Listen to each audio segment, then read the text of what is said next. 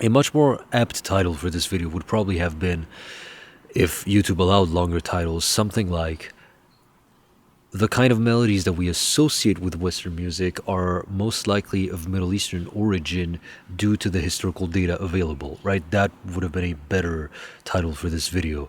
Now, in the previous video, I was explaining how most of the musical algorithms that give Oriental music its vibe, most of these algorithms that give this music its style originated in ancient Greek music, and that much of the transfer was actually west to east instead of the other way around. So a lot of the melodies that sound Arabic to our ears, it's actually the Arabs that adopted them from the ancient Greeks. And, you know, the inverse is also true, which is very interesting. The kind of melodies that we associate with the Western world actually seem to have been adopted from the Middle East. Now, what makes a melody sound Western? What makes another melody sound not Western? I'm going to be playing a melody right now. You can hear it. It probably doesn't sound Western to you if you're Western. It probably sounds very alien.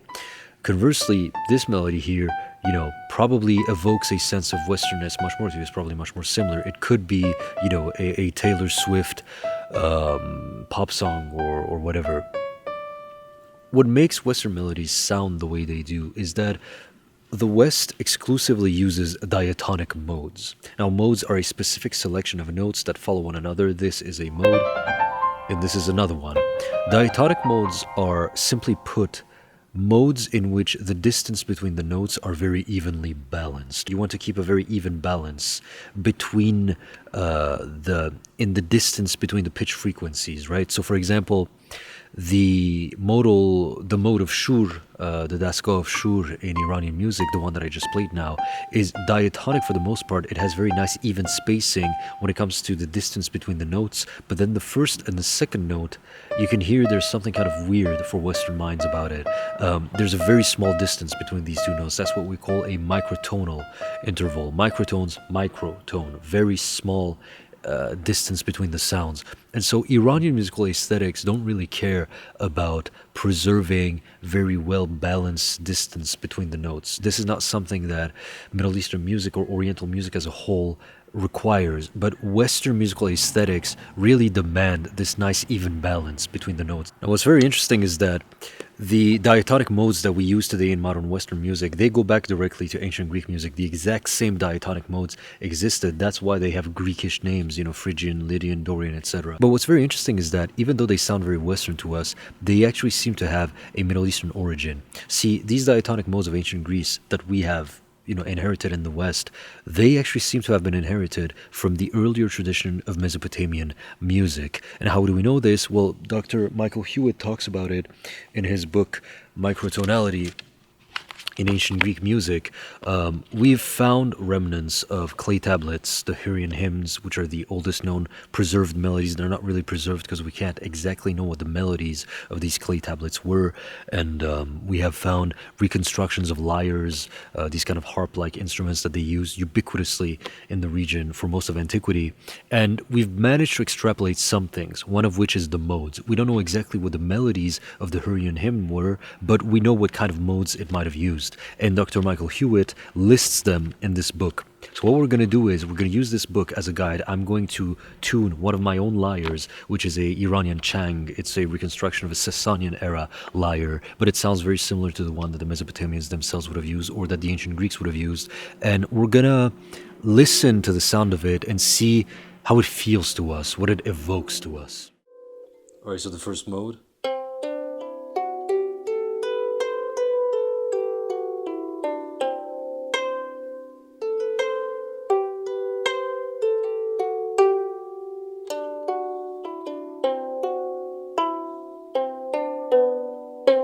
Yeah, so far cry from the Arabian Nights exotic desert sound that we would assume, right?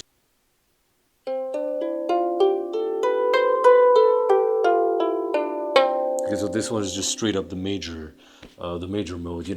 I could play. Somebody once told me the world is gonna roll me. I ain't the sharpest tool in the shed.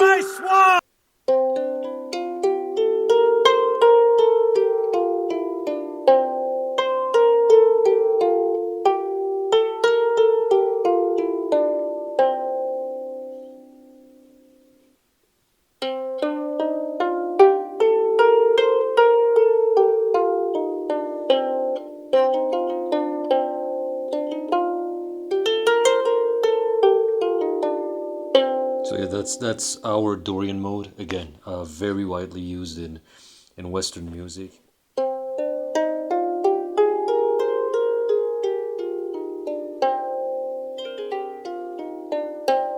So that's our Aeolian mode again, used very widely. Western music uses it all the time.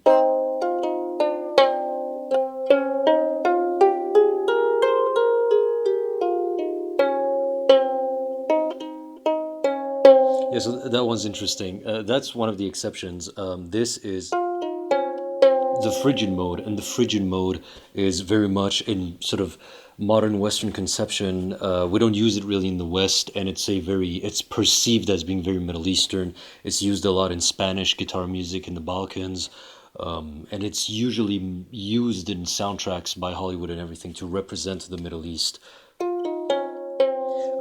which is, that's kind of the point I want to make, which I find is very interesting. Our ideas of what is Oriental and Western is not really consistent. It's very subjective, right? It's completely arbitrary because, you know, we have these Western sounding modes and then these Oriental sounding modes, and both of them come from the same place, right? There's no distinction between the two, actually. We just arbitrarily sort of put one in one box and put one in the other box. It's kind of like, how if you look at classical Greek architecture, for most people, it evokes an idea of Westernness. And the Lydian chromatic mode, its first tetrachord, it sounds very Oriental to everybody's ears. And both of them come from the same civilization. They come from the same place in the world. I think it's kind of funny how, this we perceive it as Western, and then the Lydian chromatic mode, we perceive it as Oriental, but actually both of them come from the same place. Now here's the thing, do we know for a fact that the Mesopotamians handed down these modes to the ancient Greeks? We don't know that necessarily, and I tend to be a fan of plurigenetic models rather than monogenetic ones. Monogenetic models are the ones in which you assume that something emerged in one place only and then made its way to other cultures through influence. I tend to prefer, the former plurigenetic models where the same thing can appear independently. Writing appears in Mesoamerica independently from Mesopotamia. One did not need to influence the other. We're all Homo sapiens. We have the same neurological framework at the end, so we're going to reach the same conclusions. That said, in the case of these diatonic modes, I am far more confident in believing that Mesopotamia probably did transfer these musical modes to ancient Greece simply because of how much Mesopotamia influenced Greece. Greece for a long time was believed to have emerged out of the ether of nothingness, out of the ether of barbarity, and that the European mind, of course it had to be the Europeans who had first invented civilization. We know that not to be the case anymore now, and Greece was very much, a product of it stood on the shoulder of the giants that preceded it, such as ancient Egypt, even ancient Iran, as blasphemous as it is to say. It adopted a lot from ancient Iran, ancient Mesopotamia, right? It was part of that interconnected nexus of Eastern civilizations. Ancient Greece really was not some European Western civilization. There was no such thing as European culture or identity back then. Greece, in that sense, was very much one of the great Eastern civilizations. It was part of that lineage of Mesopotamia and Egypt and ancient Iran, etc. The Phoenicians, obviously. While I am certain, almost personally, I'm confident that the transfer did come from Mesopotamia due to these factors, I'm not necessarily confident that the place of origin of these modes, these diatonic modes that sound Western to us, was necessarily Mesopotamia. Just because the earliest attestation of something is found in a certain region does not mean that region is the origin of whatever that is, right? It's just that's the earliest place you found it in.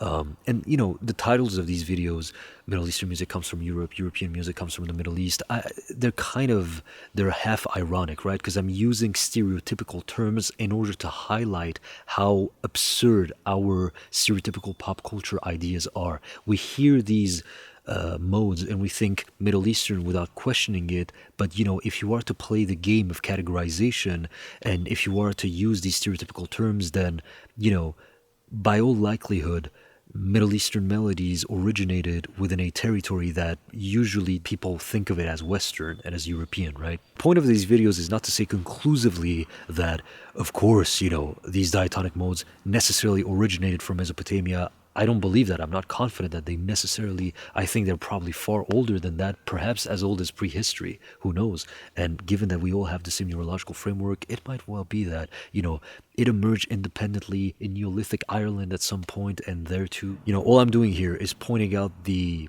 irony. The irony that what we perceive to be Western, its first attestation is in the East, and what we perceive to be Eastern, its first attestation is in the West. These videos were never necessarily about the origin of the music. I'm particularly disinterested in the notions of origin, but I'm much more interested in the relationship that we have in pop culture. The point of these videos is more to discuss the idea that we have to stop thinking of these musical aesthetics the way we think of racial phenotypes. So you look at me, for example, obviously my ancestors are not from Scandinavia, and obviously neither are my friend Shinji's ancestors from Scandinavia. You can make some educated logical guesses as to where somebody is from broadly in the world when it comes to their physical appearance, but that doesn't work with musical aesthetics. Any feeling of inherent orientality that we attribute to something that sounds oriental to us, that's just our personal projections rooted in pop culture and stereotypes. These are arbitrary things that we've invented for ourselves. The historical data that I've shown in these two last videos does not prove necessarily that the Western modes originated 100% in Mesopotamia, or that the Oriental modes necessarily originated in ancient Greece. Rather, what they do show us is that there's nothing inherently Oriental about what we consider to be the Oriental modes. There's no automatic reason to think that they must have come from the Orient just because they sound Oriental to us. That is not reflected in the historical data, and vice versa when it comes to the diatonic Western sounding modes. In the comments of the previous video, a lot of people pointed out, very rightly so actually, that the first attestation of the Oriental modes in ancient Greece doesn't mean that they necessarily came from ancient Greece, and I fully support that statement. That said, when I have that discussion with most people, and they say, well, just because it was first written down in ancient Greece doesn't mean that it comes from ancient Greece, then they start listing a list of possible candidates that could have brought this to ancient Greece. And all of these candidates are always Eastern. They'll say Egypt, Anatolia, the Persian Empire, Mesopotamia, etc. And I'm always like, and you didn't name any possible Western candidates, right? Because it doesn't conform to our pop culture expectations. And whenever somebody does that, whenever they list all their possibilities are always Eastern, I know that they're actually only operating off of the pop culture effect, that pop culture sentiment still has a hold of the way that they perceive and process the historical data. They still can't bring themselves to even imagine that some of these elements might have come from the West. I'm not saying they did come from the West. I'm saying that the complete refusal and inability to recognize the possibility that it's just as likely they could have come from the West, that in and of itself is another example of how strongly Hollywood keeps influencing us. Once I was talking to somebody about that melismatic style of chanting that we recognize as being Middle Eastern, and that it was in Italy in the 500s. In the 6th century, Italians used to sing like this in their churches. And again, people say, well, maybe it came from somewhere else. And I'm like, sure, it's likely that it was an internal Italian development, and it's just as likely that it was a foreign importation. But I told somebody maybe it came from the Sasanian Empire, and they were like, sure. And then I said, or maybe it came from the Gauls. Maybe it was a Celtic way of chanting that found its way to Italy, and we just haven't documented that. And the moment I said Gaulish and Celtic, they went, and they were like, oh, I think that's a stretch. I'm like, why is that a stretch? It's far more of a stretch to assume an Iranian origin, because that's like their arch nemesis. It's much more far away. It needs a far more convoluted scenario of historical travel to get there, whereas Gaul is right next to Italy. That is far less of a stretch. The only reason somebody would react by saying this is a stretch is because, oh, it sounds weird. I just have a hard time feeling of Gaulish people like singing like this. It's just weird. And this kind of commentary has no place in historical discussions about music. No one gives a shit if it sounds weird to you or not. There's no reason to assume that an Eastern origin is more likely than a Gaulish one. And the inverse is also true. I'm saying that the historical data shows to us that we have to unfetter our minds from the associations that we've made, and we must not infect and poison our processing of historical data with the biases that Hollywood has taught us. We should not Anytime somebody leans towards the East more than the West, I can tell that they still haven't completely purged their mind, if you will, of that Hollywood influence. And so whatever somebody says to me, melismatic old Roman chant might have come from somewhere else. More often than not, their somewhere else is always somewhere in the East, right? When our interest in the history of music pushes us to look to other places for origins, more often than not, we will be likely to look in the direction that Hollywood has taught us to look at, which is a horrifying realization to come to. It is horrifying to witness how much of a hold on our brains Hollywood has. This is a horrifying video. This is a horror video, and I hope that you will have nightmares for the rest of your life. Goodbye.